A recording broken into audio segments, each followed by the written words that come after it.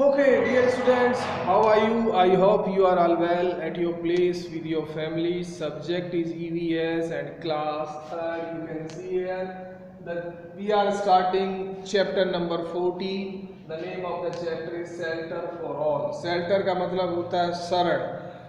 यहाँ पे शरण का मतलब है हाउसेस. इस चैप्टर में हम हाउसेस की बात करेंगे कि जो हम सब ह्यूमन बींग्स हैं वो अपने घरों में रहते हैं. तो हमारे जो घर है सभी घर एक जैसे नहीं होते. डिपेंड करता है कि हमारी रिक्वायरमेंट क्या है, हमारे पास पैसा कितना है, हम जहाँ पे रह रहे हैं वहाँ पे क्लाइमेट कंडीशंस क्या है. तो इन तमाम फैक्टर्स के ऊपर डिपेंड करते हैं हमारे हाउसेस की जो कंस्ट्रक्शन है, जो बनावट है. तो उसी के बारे में चैप्टर है shelter for all. My plan is to complete the whole chapter into 2 classes. एक क्लास आज ले लेते हैं, एक क्लास कल हम लेंगे, ठीक है. सो 2 क्लास में इस पूरे चैप्टर को खत्म करेंगे. So on completion of today's class you will come to know these things. Climate of the place, different types of houses, उसके अंदर में आपको मालूम चलेगा. Climate of the place, requirement of the family, availability of raw materials, money at our disposal, and then we'll go through these 2 things, 2 types of houses, कच्चा houses and finally पक्का houses. Time बचेगा तो हम थोड़ा सा stealth houses के बारे में भी बात करेंगे. So without wasting time let's start. Shelter for all. Tanya was traveling with her parents. Tanya नाम है, गर्ल लड़की है, वो अपने पेरेंट्स के साथ ट्रैवल पे थी, यात्रा कर रही थी.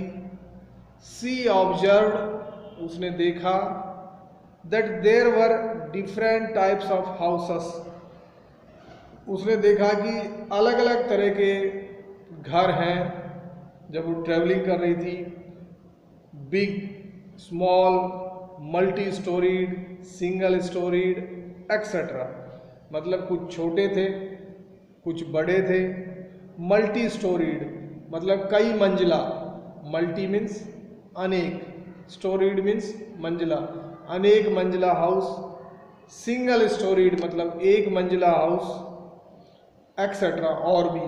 तो तान्या ने देखा कि कई तरह के घर हैं. Her mother explained that houses provide shelter to all. उसकी माताजी ने, उसकी मम्मी ने, तान्या की मम्मी ने उसको एक्सप्लेन किया, बताया कि houses provide shelter to all, की जो घर होते हैं वो सभी को शेल्टर, शरण देते हैं, शरण प्रोवाइड करते हैं, प्रदान करते हैं. देते हैं कि नहीं भाई? हम घर में जाते हैं तो हम अपने घर में शरण लेते हैं. इवन हमने कुछ चैप्टर्स में, लास्ट चैप्टर्स में बात भी की थी कि जो एनिमल हैं वो भी हाउसेस में रहते हैं. They make their own houses. Birds भी अपना घर बनाते हैं. सबके अलग अलग, बर्ड्स में भी हर बर्ड्स का हाउस अलग होता है, हर एनिमल का हाउस अलग रहता है. जो डोमेस्टिक या पेट एनिमल्स हैं उनके लिए हम हाउस बनाते हैं, घर बनाते हैं. बट शरण की या शेल्टर की ज़रूरत सबको होती है. क्यों होती है? क्योंकि जो क्लाइमेट कंडीशन डिफरेंट होती हैं, इवन वेदर चेंज होते रहते हैं. कभी विंटर सीजन आता है, कभी समर सीजन आता है, कभी बहुत हॉट सीजन आ जाता है. तो डिफरेंट जो सीजन चेंज हो रहे हैं, हम हाउस में रह के एक शेल्टर ले सकते हैं, अपने आप को प्रोटेक्शन दे सकते हैं ये अलग अलग सीजनों से. अदरवाइज हमारे पास घर नहीं रहेगा तो हम ठंड में बोलते ना, हमारी कभी छूट जाएगी, हमारी सेहत को हजार्ड्स हो सकते हैं, सेहत को खतरा है ना. So they protect us from adverse weather conditions, wild animals and intruders. They means houses. Protect us, हमको सुरक्षित रखते हैं. किससे? From adverse weather. Adverse का मतलब होता है उल्टा, विपरीत. ADVERSE, adverse weather conditions. अब एडवर्स वेदर कंडीशंस यही हैं कि विपरीत वेदर कंडीशन, जैसे कई बार बहुत ज़्यादा ठंडी हो जाएगी, बहुत ज़्यादा 48-47 डिग्री टेम्परेचर बढ़ जाएगा गर्मियों में, है ना. कई बार हेल स्टॉर्म, ओलावृष्टि हो जाएगी. सब एडवर्स बेसिकली वेदर कंडीशंस हैं. अगर हम अब इनमें घरों में नहीं रहेंगे, ओपन में रहेंगे, तो हमारा मुश्किल हो जाएगा सरवाइवल करना, क्योंकि मान लो हेल स्टॉर्म आया हुआ, ओलावृष्टि हो रही, तो हम ओलों के नीचे से खड़े हुए हैं तो ओले हमारे ऊपर गिर रहे हैं, या -2 डिग्री -1 डिग्री या 2 डिग्री 3 डिग्री प्लस में टेम्परेचर है तो भी हम उसको बियर नहीं कर पाएंगे। Without house we can not sleep. Okay, साथ ही साथ वाइल्ड एनिमल्स एंड इंट्रूडर्स, जब हम घरों में रहते हैं तो जो जंगली जानवर हैं उनसे भी हम अपने आप को प्रोटेक्ट करते हैं। And intruders, INTRUDERS, intruders means घुसपैठिए। अब यहाँ पे इंट्रूडर्स का मतलब है कि भाई हम घर में रह के अपने आप को सेफ और सुरक्षित समझते हैं कि भाई कोई भी क्रिमिनल व्यक्ति हमारे, अगर हम कहीं भी ओपन में रहेंगे तो हमारे पास कोई भी वैल्यूएबल होगा तो उसको इजीली ले जाएंगे। हम रात को सोएंगे तो वो इजीली ले जाएगा, वेदर हमारे पास ग्रेन हो या कुछ पैसा हो या वट एवर द वैल्यूएबल हमारे पास है। तो हाउसेस हमें उस चीज़ से भी सेफ्टी देते हैं। ठीक है, तो ये पैराग्राफ बेसिकली इंट्रोडक्शन पैराग्राफ है। इसमें तान्या ट्रैवल कर रही थी अपनी मदर के साथ, तो तान्या ने देखा कि ट्रैवलिंग करते हुए कई तरह के हाउसेस हैं, कुछ छोटे हैं, कुछ बड़े हैं, कुछ मल्टी स्टोरीड हैं, कुछ सिंगल स्टोरीड हैं।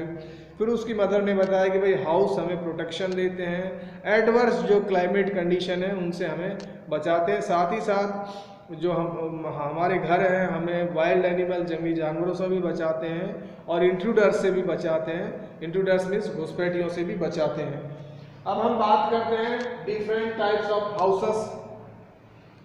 The type of houses one lives in depends on these factors, कि कौन से टाइप में का हाउस उसको बनाना है कोई किसी व्यक्ति को या किसी फैमिली को, तो इन फैक्टर्स पे डिपेंड करता है। सबसे पहले तो climate of the place. Climate का मतलब होता है जलवायु, मतलब जहाँ पे वो जो हाउस बनाने जा रहा है वो इंडिविजुअल या फैमिली वो कहाँ पे रह रहे हैं, यानी कि उनके जो जलवायु कंडीशन सराउंडिंग कैसी है, वहाँ पे कैसी जलवायु है, या कि बहुत ज़्यादा सर्दी है, बहुत ज़्यादा गर्मी रहता है, या मॉडरेट क्लाइमेट रहता है अराउंड द ईयर, तो ये उस पर डिपेंड करता है, या बहुत ज़्यादा रेनी मतलब रेन होती है। सो पहला फैक्टर है कि क्लाइमेट ऑफ द प्लेस। भाई जैसा क्लाइमेट होगा एज पर द क्लाइमेट ही we will construct the house. ठीक है, अगर बहुत ज़्यादा गर्मी रहती है राउंड द ईयर तो हम कोशिश करेंगे अपना घर ऐसा बनाने की हम वेंटिलेशन ज़्यादा देंगे ताकि हमें ज़्यादा गर्मी ना लगे। हाउस जो हम बनाएं वो हमको गर्मी से प्रोटेक्ट करे, या बहुत ज़्यादा अगर कोल्ड क्लाइमेट है, ठंडा है वो रीजन या वो इलाका, तो हम अपने घर को इस तरह से कंस्ट्रक्ट करेंगे कि हमें उस कोल्ड टेम्परेचर से हमें प्रोटेक्ट करे। तो पहला जो फैक्टर है वो डिपेंड करता है climate of the place. Next है रिक्वायरमेंट ऑफ द फैमिली। अब देखिए दूसरा जो फैक्टर है घर बनाने के लिए, जो फैमिली है वो परिवार है, उसकी रिक्वायरमेंट क्या है, उसकी ज़रूरत क्या है। मतलब अगर छोटा परिवार है या बड़ा परिवार है ना, तो डिपेंड करता है। इसलिए बोलते हैं कि भाई हमें 2 रूम का कोई सेट बनाना है, या 3 रूम का सेट बनाना है, या 4 रूम का सेट बनाना है, तो डिपेंड करता है कि फैमिली की रिक्वायरमेंट क्या है। ठीक है, तो फैमिली की रिक्वायरमेंट को भी ध्यान में रखा जाता है, ये भी एक बहुत ही इंपॉर्टेंट फैक्टर है। क्लाइमेट के बाद फैमिली की रिक्वायरमेंट वाला जो पॉइंट है बहुत इंपॉर्टेंट फैक्टर है। फैमिली मान लो बड़ी है, तो बड़ी फैमिली को अगर हम 1 रूम बनाते हैं, 2 रूम बनाते हैं तो सफिशिएंट नहीं होगा बड़ी फैमिली के लिए, उनको प्रॉब्लम होगी। सो साइज ऑफ द फैमिली। अगला है availability of raw materials. Raw का मतलब होता है कच्चा मटेरियल्स, कि जहाँ पे वो घर बनाया जा रहा है उसके सराउंडिंग में जो रॉ मटेरियल्स है। भाई घर बनाने के लिए हमें मटेरियल की ज़रूरत है। रॉ मटेरियल मीन्स कच्चा मटेरियल, जैसे ब्रिक्स आती हैं, या स्टोन है, या बजरी है, सैंड है, ये सब रॉ मटेरियल में आते हैं, तो इनकी ज़रूरत पड़ेगी। तो इनकी अवेलेबिलिटी वहाँ पे कितनी है, कौन सी चीज़ अवेलेबल है। अब जिनको मान लो स्टोन इजीली अवेलेबल है तो वो स्टोन को चूज करेंगे। अगर स्टोन वहाँ पे उस रीजन में अवेलेबल नहीं है तो हो सकता है ब्रिक्स को चूज करें। जिनको बजरी इजीली अवेलेबल हो रही तो बजरी का यूज करेंगे। अब जिनको बजरी यूज नहीं हो रही तो क्रेशर का यूज करेंगे। तो अवेलेबिलिटी ऑफ रिसोर्सेस जो वहाँ पे या रॉ मटेरियल है, जो कच्चे मटेरियल हैं वहाँ पे वो कितने अवेलेबल हैं, कौन सी चीज़ कितनी अवेलेबल होती है। दिस इज़ द रीज़न कि अब जब भी हम एक पर्टिकुलर एरिया से दूसरे एरिया में जाते हैं तो हमें अलग अलग घर दिखने को मिलते हैं, क्योंकि वहाँ पे रॉ मटेरियल की अवेलेबिलिटी डिफरेंट डिफरेंट है। ऐसा नहीं है कि अगर हमारे सराउंडिंग में हिल्स हैं, पहाड़ हैं, तो हमें हर जगह पहाड़ देखने को मिलेंगे। हो सकता है हम अपने पहाड़ों से इजीली हम स्टोन ले सकते हैं। वैसे आजकल ने गवर्नमेंट ने इन पर भी बैन लगा दिया है जो नेचुरल रिसोर्सेस हैं, but I am just giving example. So ये डिपेंड करता है कि रॉ मटेरियल्स की अवेलेबिलिटी सराउंडिंग में कितनी है, हमारे आजू बाजू कितनी है। सो उस जनरली हम जो मटेरियल्स हमारे नियर बाई अवेलेबल है उसी का यूज करना चाहेंगे हम। नेक्स्ट है money at our disposal. Disposal जो वर्ड है उसका मतलब होता है निपटान, DISPOSAL, डिस्पोजल मीन्स निपटान। अब money at our disposal means हम कितना पैसे का निपटान कर सकते हैं, कितना पैसा घर बनाने के लिए दे सकते हैं। This is very very important factor. अब ठीक है, हमने सोच तो लिया कि नहीं हम बंगलो बनाएंगे, है ना, या हम 2 स्टोरी 2 मंजिला घर बनाएंगे, but we don't have money, तो we can not make it, it's not possible. ये भी बहुत बड़ा फैक्टर है ना। अगर हमारे पास पैसे ही नहीं तो हम बड़ा घर कैसे बना सकते हैं। तो डिपेंड करता है कि कितना पैसा हमारे पास है, तो जितना बजट या जितना फाइनेंस जो पैसा है उसी के हिसाब से हम प्लान करेंगे। ठीक है, आदमी उसी के हिसाब से प्लान करता है कि यस मैं इतना अफोर्ड कर सकता हूँ और ये मेरी फैमिली की रिक्वायरमेंट है, ये सराउंडिंग में मेरे साथ जो मटेरियल है वो अवेलेबल है, और यहाँ की ये जो क्लाइमेट कंडीशन है। तो बेसिकली जो 4 फैक्टर बताए गए हैं बुक में बहुत इंपॉर्टेंट। इन चारों फैक्टरों को मद्देनज़र रखते हुए आदमी जब घर बनाने की सोचता है तो इन फैक्टर्स को अपने माइंड में रखता है, तभी वो प्लान की जाती है। तो ये चारों फैक्टर्स प्लानिंग में अहम रोल अदा करते हैं। ठीक है, ओके, आई होप आप समझ गए। एक बार क्विकली इन चारों फैक्टर्स को रिवाइज कर लेते हैं। क्लाइमेट ऑफ द प्लेस, उस जगह की जलवायु कैसी है, बहुत इंपॉर्टेंट फैक्टर है। नेक्स्ट है requirement of the family, family की जरूरत कैसी है, फैमिली छोटी है, बड़ी है। तीसरा है अवेलेबिलिटी ऑफ रॉ मटेरियल्स, जहाँ पे वो घर बनाने का कोई इंडिविजुअल या कोई परिवार सोच रहा है, वहाँ के जो रिसोर्सेस हैं, जो रॉ मटेरियल्स है वो कितना अवेलेबल है, कौन सा अवेलेबल है। और finally money at our disposal, मतलब कि हम घर बनाने में कितना पैसा लगा सकते हैं, उसका निपटान कर सकते हैं। इन सभी फैक्टर्स पे डिपेंड करता है। आई होप आपको समझ आ गया होगा। नेक्स्ट है 2 टाइप्स ऑफ हाउसेस। देखिए आपकी बुक में हाउसेस को 2 टाइप्स में बांट दिया गया है। सबसे पहला है कच्चा हाउसेस और दूसरा है पक्का हाउसेस। तो सबसे पहले हम देखते हैं कच्चा हाउसेस को। Some people in villages live in kutcha houses. Generally जो कच्चा हाउस है वो गाँव में देखने को मिलता है। अब गाँव भी धीरे धीरे बदल रहे हैं, लेकिन अभी भी काफ़ी कच्चे हाउसेस गाँव में देखने को मिल जाते हैं। तो कुछ लोग हैं इन विलेजेस, गाँव में, लिव इन कच्चा हाउसेस, कच्चे घरों में रहते हैं। They are made of mud, bamboo, straw, dried leaves. तो जो कच्चे हाउसेस हैं जनरली किस चीज़ के बनाए जाते हैं? मड का वैसे हिंदी में मतलब होता है कीचड़, लेकिन जनरली हम कच्चे हाउस बनाने में एग्जैक्टली कीचड़ का यूज़ नहीं करते, हम चिकनी मिट्टी का यूज करते हैं, या मिट्टी हम कह सकते हैं। यहाँ से मड का जो तात्पर्य है उसी से है, चिकनी मिट्टी या मिट्टी। बम्बू का हम कहते हैं बांस, तो बांस का भी यूज किया जाता है कच्चा हाउस बनाने में। स्ट्रॉ को हम कह सकते हैं फूस, STRAW। ये सारे के सारे हार्ड वर्ड्स हैं, मैं सेपरेटली आपको PDF में दूंगा और वहाँ भी एक्सप्लेन करूँगा। मैं यहाँ पे भी बता रहा हूँ कुछ। स्ट्रॉ मीन्स फूस, तो फूस का भी यूज़ किया जाता है। तो फूस से यहाँ तात्पर्य ये है कि आपने देखा होगा कई सारा प्लांट्स हैं जिनका फूस कलेक्ट किया जाता है, वो फूस स्प्रेड किया जाता है ऊपर, ठीक है।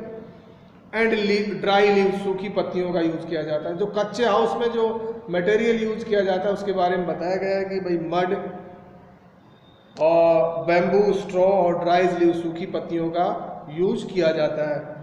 They are temporary and weak houses. ये जो कच्चे हाउस होते हैं टेम्पररी हैं, अस्थाई हैं, ये स्थायी नहीं है। दे आर नॉट परमानेंट, अस्थाई, टेम्पररी एंड वीक हाउसेस, और कमज़ोर घर होते हैं। बिल्कुल भाई, अगर हम इनका कंपैरिजन करें पक्के हाउस से तो ये टेम्पररी होते हैं, अस्थायी होते हैं, साथ ही साथ कमज़ोर होते हैं। अब ये वही लोग बनाएंगे जो बेचारे गरीब हैं, जिनके पास इनफ पैसा है नहीं। स्पेशली गांव में जो फार्मर हैं या बहुत गरीब किसान हैं, तो वहाँ जनरली वो लोग हैं जो कच्चा हाउस बनाते हैं, टेम्पररी हाउस क्योंकि कच्चे हाउस में जो भी मटेरियल यूज़ किया जाता है, जो या हम कह सकते हैं रॉ मटेरियल जो यूज़ किया जाता है, वो सराउंडिंग में उनको इजीली मिल जाता है। जैसे अगर हम मड की बात करें तो वो भी उनको आसानी से मिल जाएगी, बम्बू भी जनरली उनको आसानी से मिल जाएगा, स्ट्रॉ, ड्राई लीव्स। तो उनके सराउंडिंग में या अपने खेतों से इन सारे रिसोर्सेस को या मटेरियल्स को यूज करके वो कच्चा हाउस बनाते हैं। ठीक है। They can not withstand heavy rains and storms. Withstand जो वर्ड है इसका मतलब होता है सामना करना, WITHSTAND, विद स्टैंड मीन सामना करना। So they can not withstand, वो सामना नहीं कर सकते किसका, हैवी रेन्स का।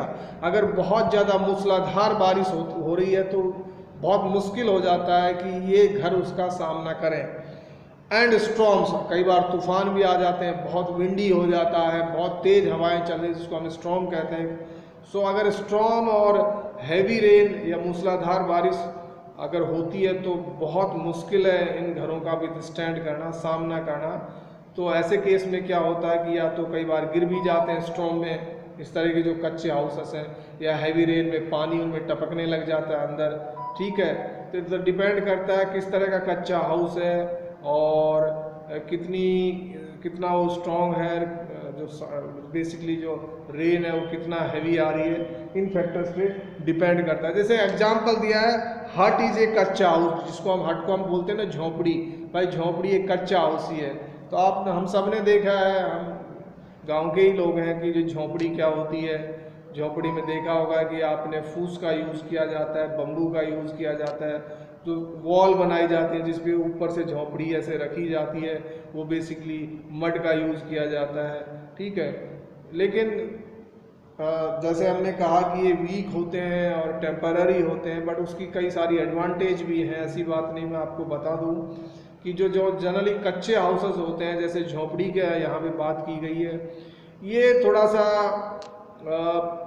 जस्ट लाइक कि जैसे हम अगर गर्मियों की बात करते हैं, जब temperature 47-48 degree temperature outside temperature होता है, तो अगर हम पक्के हाउसेस में हैं तो it is quite difficult for us to stay inside the pucca house without electricity, without fan, sometimes even without air conditions. पक्के घरों में हम स्पेशली बिना बिजली या बिना पंखों के रहना बहुत मुश्किल है, जब टेम्परेचर 47-48 डिग्री गर्मियों की अगर हम बात करें। लेकिन अगर हम कंपेयर करें कच्चे हाउस की, जिसको हम झोपड़ी कहते हैं, तो उसमें उस टेम्परेचर में भी बिना पंखे के रहा जा सकता है, क्योंकि उनमें जो मटेरियल यूज हुआ है, फूस, स्ट्रॉ, बम्बू, वो टेम्परेचर को कहीं ना कहीं ब्रेक करते हैं और एक वो बोलते हैं ना नेचुरल बेसिकली कूलिंग वो देते हैं, है ना। सो ये एक बहुत बड़ी एडवांटेज है कच्चा हाउस और पक्के हाउस में। ठीक है। नेक्स्ट हम पढ़ते हैं पक्का हाउस। पक्के हाउस की अगर हम बात करते हैं, पक्का houses, people in towns and cities live in पक्का हाउस। भाई जो लोग टाउन्स में रहते हैं, कस्बों में रहते हैं, एंड सिटीज शहरों में रहते हैं, लिव इन पक्का हाउस, वो पक्के हाउसेस में रहते हैं। They are made of bricks, cement, concrete, steel, iron and wood. जो पक्के हाउसेस हैं उनमें जो मटेरियल यूज होता है उनको कंस्ट्रक्ट करने में, जैसे ब्रिक्स, ईंट हो गई, सीमेंट हम सब जानते हैं, कंक्रीट, रोड़ी आपने देखा होगा इसका यूज किया जाता है, स्टील्स का भी यूज किया जाता है, आयरन का भी यूज किया जाता है, लोहा एंड वुड, लकड़ी का भी यूज किया जाता है। साथ ही साथ आजकल तो पक्के हाउसेस में टाइलिंग या मार्बल्स, ग्रेनाइट्स एंड ग्लास, शीशे वगैरह का यूज़ किया जाता है। तो पक्के हाउसेस आजकल काफ़ी बोलते हैं ना मॉडर्न हो गए हैं, डे बाय डे उनमें एक बिग चेंज आ रहा है। डेकोरेटिव साइड से भी काफ़ी बाहर से लोग नए नए डिजाइन और लुक दे रहे हैं अपने हाउसेस को। सो जो पैसे वाले लोग हैं वो देखा होगा आपने, जब हम सिटीज़ में जाते हैं या टाउन्स में जाते हैं तो हमें इस तरह के पक्के हाउसेस देखने को मिलते हैं, जो बाहर से भी उनका देखने पे काफ़ी अच्छा लुक हमें दिखता है और वो बहुत एक्सपेंसिव होते हैं। बेसिकली वो जो पैसे वाले लोग हैं वही जनरली बना सकते हैं। सो यहाँ पे बात हो रही है, they are made of brick, cement, concrete, steel, iron and wood. उनके बनाने में जो मटेरियल यूज हुआ है उसके बारे में बताया गया। They are strong and permanent houses. अब देखिए, जो कच्चा हाउस थे वो वीक थे, लेकिन जो पक्का हाउस है स्ट्रॉन्ग होते हैं। ठीक उसका उल्टा, कच्चे हाउसेस थे वो टेम्पररी थे, लेकिन जो पक्का हाउसेस होता है परमानेंट हाउस होता है, मतलब स्थायी। बिल्कुल ये स्थायी है। अब जो टेम्पररी हाउस हैं वो कुछ सालों के बाद, 1-2 साल के बाद हमें नया झोपड़ी बनाना पड़ता है, लेकिन जो पक्का हाउसेस है वो परमानेंट होते हैं। ठीक है, पक्के हाउसेस में आगे बात हो रही है। बंगलो और अ विला और single storeyed house constructed over a large area. Bungalow होता है या हम उसको विला भी कहते हैं। Single storeyed houses constructed over a large area. देखिए, बंगलो हम उसको कहते हैं या विला हम उसको कहते हैं, ये सिंगल स्टोरीड मतलब एक माला बोलते हैं ना, एक मंजिला घर होते हैं और बहुत बड़े एरिया में बनाए जाते हैं। या हम इसको कह सकते हैं कि they are very big and spacious houses. काफ़ी उनमें जगह होती है, अंदर स्पेसियस होते हैं। और कभी कभी उनमें एक से ज़्यादा फ्लोर भी होते हैं। वैसे बुक में यहाँ पे लिखा है कि बंगलो और villa are single storeyed house constructed over a large area. एक मंजिला लिखा है, लेकिन कई बार उसमें 2 मंजिला भी होते हैं, एक से ज़्यादा मंजिल भी होती हैं जो विला होते हैं। ठीक है, और इनमें ओपन स्पेस भी काफ़ी होता है विला में। लाइक हम कह सकते हैं कि गैरेज होगा, कई बार पार्किंग गैरेज जिसमें लोग व्हीकल खड़ा किया जा सकता है, या फिर बरामदा जिसको बोलते हैं ना, टेरेसेस एंड बालकोनीज भी इनमें देखने को मिलती है। कई बार जो पैसे वाले लोग हैं वो जब बंगलो बेसिकली पैसे वाले लोग ही बनाते हैं, तो वो सर्वेंट क्वार्टर या सर्वेंट रूम भी होगा उसमें अलग से, क्योंकि वो नौकर भी रखते हैं। ये बहुत एक्सपेंसिव होते हैं बेसिकली। ठीक है, तो पैसे वाले लोग इनमें रहते हैं। तो ये बुक में तो नहीं बताया है, बट मैं अपनी तरफ से बता रहा हूँ कि जो विला होते हैं वो एक मंजिला भी होते हैं और एक मंजिला से ज़्यादा भी होते हैं। ओपन स्पेस काफ़ी होता है इनमें, और बालकोनी भी होती है, गैरेज होती है पार्किंग के लिए, व्हीकल पार्किंग के लिए, और बेसिकली और what we can say servant quarter भी इनमें कुछ लोग रखते हैं। ठीक है, cost of maintenance and construction of such houses is high. Maintenance का मतलब होता है रख रखाव का। अब देखिए, घर तो बना लिया, लेकिन घर बनाने के लिए उसको मेंटेनेंस की भी ज़रूरत होती है, रख रखाव की। जैसे उसको हमें डेंटिंग पेंटिंग करना है हर 2-3 साल बाद, कलर करना है, या कई बार उसका प्लास्टर निकल जाता है, तो उस प्लास्टर को वापस हम कराते हैं। सो मेंटेनेंस, भाई कोई भी चीज़ है उसका विदाउट मेंटेनेंस तो वो चल नहीं सकती। जैसे हम बाइक लेते हैं तो उसकी भी हमें सर्विस करानी होती है, उसकी भी मेंटेनेंस की ज़रूरत है। ऐसे ही जो हम घर बनाते हैं, अब जितना बड़ा घर बनाएंगे उतना ही ज़्यादा उसका मेंटेनेंस होगा। ठीक है, सो जो विला हैं या बेंगलो हैं, इनका जो maintenance and constructions of such houses is high. Construction के लिए भी पैसा बहुत लगता है, और मेंटेनेंस रख रखाव के लिए भी कॉस्ट काफ़ी लगती है, काफ़ी पैसा लगता है। यही बताया गया है।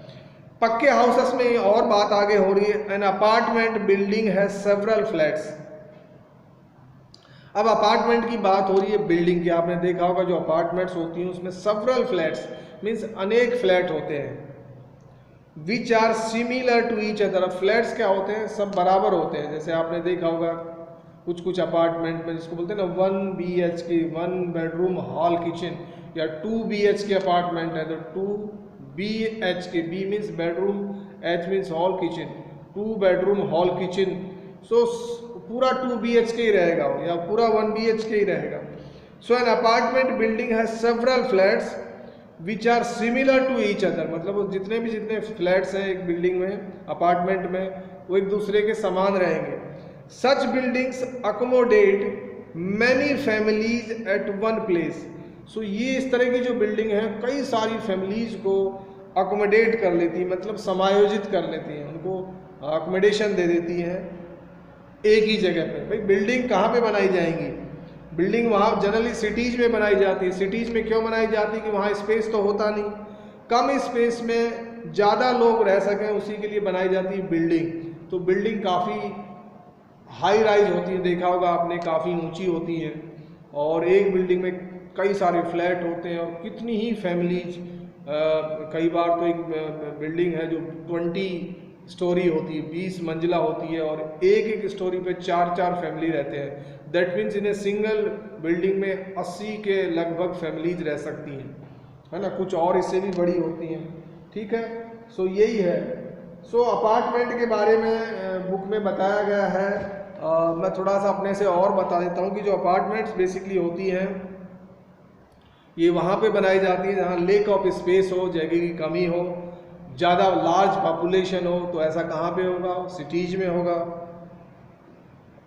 सो इसमें फ्लैट्स होते हैं। फ्लैट बेसिकली फ्लैट हम उसको कहेंगे कि इंडिविजुअल हाउस होता है एक फैमिली के रहने के लिए, उसी को हम फ्लैट कहते हैं। एक बिल्डिंग में जो एक इंडिविजुअल हाउस होता है उसी को हम क्या कहते हैं? फ्लैट कहते हैं। ठीक है। So many people live together in the apartment. बहुत सारी फैमिलीज या बहुत सारे लोग एक अपार्टमेंट में एक साथ रह सकते हैं। अब इस तरह की जो बिल्डिंग्स होती हैं, जो अपार्टमेंट्स होती हैं, कई अपार्टमेंट होती हैं, तो यहाँ पे क्या कुछ कॉमन स्पेस होते हैं, जैसे कॉमन गार्डन होगा कि जितनी भी फैमिलीज यहाँ पे रह रही हों सब एक जगह आके गार्डन को यूज कर सकें, वहाँ बच्चे खेल सकें, या कॉमन पार्किंग एरिया भी होता है, साथ ही साथ बैंक्वेट हॉल भी होता है या स्पोर्ट्स ग्राउंड भी होता है। तो कॉमन फैसिलिटीज होती है। कई बार जो अच्छी अच्छी सोसाइटीज होती है उनमें स्विमिंग पूल वगैरह भी होते हैं, तो जहाँ पे बच्चे जाके स्विमिंग कर सकते हैं। जिम वगैरह भी होते हैं, कॉमन होते हैं, तो वो बहुत बड़ी सोसाइटीज़ में होते हैं। तो यहाँ पे चूंकि सब लोग फ्लैट्स में रहते हैं, फैमिलीज फ्लैट्स में रह रही हैं। अब फ्लैट्स तो बहुत छोटे होते हैं, इसलिए स्पेस ज़्यादा होता नहीं सोसाइटी में, तो सबके लिए कॉमन चीज़ होगी। ऐसा नहीं कि भाई हर आदमी का एक गार्डन रहेगा या हर आदमी के पास एक स्विमिंग पूल रहेगा, नहीं, ऐसा नहीं है। तो जो फैसिलिटीज़ हैं वो कॉमन रहेंगी कि भाई कॉमन पार्क, खेलने की जगह हो गई, कॉमन स्विमिंग पूल हो गया, कॉमन एक जिम हो गया सबके लिए जहाँ पे लोग कसरत कर सकते हैं। तो ये सब होता है अपार्टमेंट्स के बारे में। और भी बुक बता रही है काफ़ी। So an apartment building has several flats which are similar to each other, एक दूसरे के समान होते हैं। Such buildings accommodate many families at one place. इस तरह की बिल्डिंग है जो कितनी कई फैमिलियों को समायोजित कर सकती है एक बिल्डिंग में। Very tall buildings are called skyscrapers. भाई जो बहुत ऊंची बिल्डिंगें होती हैं उनको स्काई स्क्रेपर्स कहा जाता है। स्काई स्क्रेपर्स मीन्स आकाश को छूने वाली। तो कई बार आपने देखा होगा, अगर कभी आपको मौका मिला है बड़े सिटी में जाने का, स्पेशली जैसे दिल्ली में मैं भी गया हूँ, तो वहाँ पे कुछ बिल्डिंग ऐसी होती हैं जिनको हमें ऐसे देखना पड़ता है, काफ़ी स्काई स्क्रेपर्स कहते हैं, काफ़ी ऊंची होती हैं। ठीक है, जिनको टॉल बिल्डिंग होती हैं। ठीक है, बल्कि कई बार तो हमने ऐसा भी सुना है कि कुछ बिल्डिंग काफ़ी ऊंची बना और भी ऊंचा बनाने का प्लान था, लेकिन गवर्नमेंट के रेगुलेशंस हैं कि एक सर्टेन हाइट के बाद आप उससे ज़्यादा हाइट बिल्डिंग को नहीं दे सकते हो। रीज़न है क्योंकि कई बार एयरपोर्ट भी होता है नज़दीक, सो जब जो फ्लाइट्स हैं एयरपोर्ट में उनको आना भी है, एयरपोर्ट से जाना भी है। सो अगर बहुत ज़्यादा हाई राइज बिल्डिंग हो जाएगी एक सर्टेन लिमिट के बाद, स्पेशली नियर द एयरपोर्ट, सो वो एयरपोर्ट की सेफ्टी के लिए खतरा है। कई बार और भी सेफ्टी रीजन से एक सर्टेन हाइट के बाद बिल्डिंगों को और ऊंचा करने के लिए मनाही होती है ना। सो ऐसा भी हमने सुना है। सो यहाँ पे बुक ये बोल रही कि जो टॉल बिल्डिंग्स होती हैं उसको बोलते हैं स्काई स्क्रेपर्स। ठीक है, अब हम बात करते हैं houses with A difference. We can see different types of houses at different places. Here are some of them. हम देखते हैं कि अलग अलग जगह पर अलग अलग हाउस होते हैं, घर होते हैं, उनमें से कुछ एक के बारे में यहाँ बताया गया। ठीक है, STILT स्टिल्ट हाउसेस की हम बात करते हैं। Places that receive heavy rainfall have houses built on wooden stilts or pillars. कुछ जगह ऐसी होती हैं जहाँ पे बहुत हैवी बारिश होता है, मूसलाधार बारिश होता है, रहता है साल के कई महीनों, तो वहाँ पे जो घर बनाया जाता है उसको कहा जाता है स्टिल्ट हाउस, या पीलर, जो घर पीलर पे बनाए जाते हैं, जैसे हम पीलर देखते हैं ना पीलर पे, तो उन्हीं को कहा जाता है stilt house. This helps to keep away water from entering the houses. ये जो पीलर बनाए जाते हैं, ये पीलर बनाने के बाद उनके ऊपर घर बनाया जाता है, तो इससे क्या होगा, जो बिकॉज हैवी रेनफॉल हो रहा है उस जगह पे, तो वो पानी घरों के अंदर नहीं, ठीक है। So this helps to keep away water from entering the houses. तो पीलर पे जब हाउस बनाए जाते हैं तो पानी उन घरों में घुस नहीं सकता है। There is a ladder to enter the house. अब पे है तो घर में एंट्री के लिए एक लैडर होता है जिसके थ्रू जो फैमिली मेंबर्स हैं वो घर में घुसते हैं।